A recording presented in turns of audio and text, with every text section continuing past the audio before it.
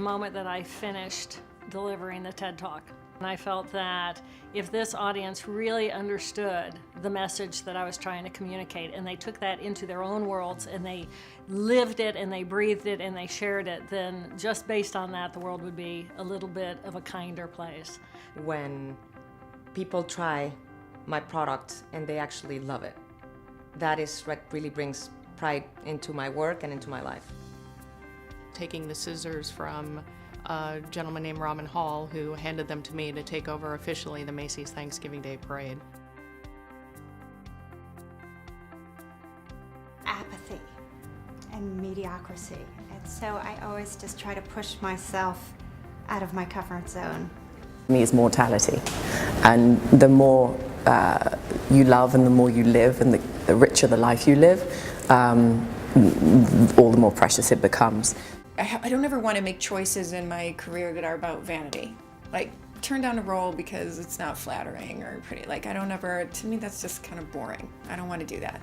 I look at challenges as things to overcome, and fear is a challenge and it's something to overcome. To feel that I'm not being challenged and that I'm bored and that I've learned whatever there is to learn.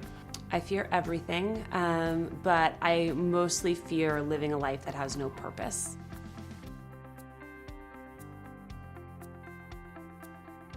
Well, my parents were really influential in my life, and they always supported any of my dreams, no matter what they were. When I wanted to move to Paris, they were like, "Why not? Go ahead, follow your dreams." The place where I was born, my ethnicity, my grandmother, the little town, the courtyard, the animals, that was my beginning, the genesis of my relationship to food. My paternal grandmother came to the US from Cuba in the 1950s. She had 2 kids. She was pregnant with her 3rd kid, and she left behind everything she had so that she could start a new life.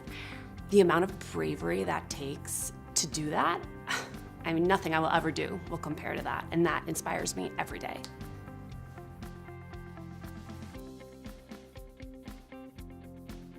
It would be Anna Karenina, who lived her life quite passionately. It'd be a combination, amalgamation of Elizabeth Bennet and Nancy Drew. Cindy Lou in The Grinch That Stole Christmas. She just looks at everything from a positive point of view, and she really loves everybody and sees the best in everything. I would choose the underdog in any story. It would have to be Lisbeth Salander from Girl with the Dragon Tattoo because she's a badass. Well, I'd probably be in a cartoon because life is fun, and I'd probably be Tigger because I'm kind of that energy.